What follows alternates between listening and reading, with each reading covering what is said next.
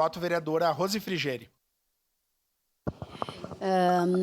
Com certeza, né? Nós, se tivéssemos sido convidadas a assinar, assinaríamos. É vereadora Daiane, um pedido muito importante. Eu acho que, com certeza, todo mundo deve ter sido bombardeado esses últimos tempos a respeito disso, né? Sobre aumento, o que vai ser feito, eu não tenho condições de pagar.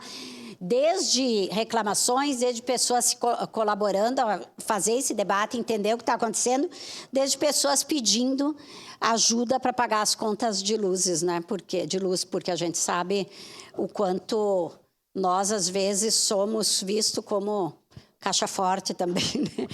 Algumas vezes tu tem que dizer, olha, aqui em casa aconteceu mais ou menos isso, né? Mas, então, é uma audiência importante. Teremos 2 audiências importantes semana que vem, né? Mas, com certeza, a participação popular, sendo de noite, vai encher. Concordo que se faça algum movimento de toda essa Câmara.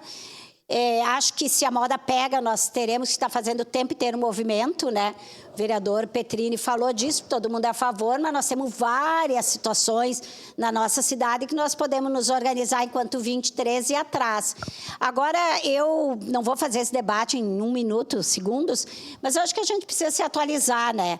Tanto quanto a China, quanto com relação a Caxias. Não tem como fazer um debate sobre esses assuntos sem fazer um debate mais profundo. Alguma origem de tudo isso tem. Alguém está pagando a conta, algum objetivo tem. Então, eu acho que essa questão de não poder falar sobre isso e aquilo é um pouco também cercear, é não ir na raiz do problema. Nós precisamos, enquanto legisladores, entender por que as coisas estão acontecendo, não só o que está acontecendo. Então, eu também me inscrevi para dizer isso. Eu acho que uma casa política não pode e não deve se furtar desse debate mais amplo. Obrigado, vereadora Rose Frigieri.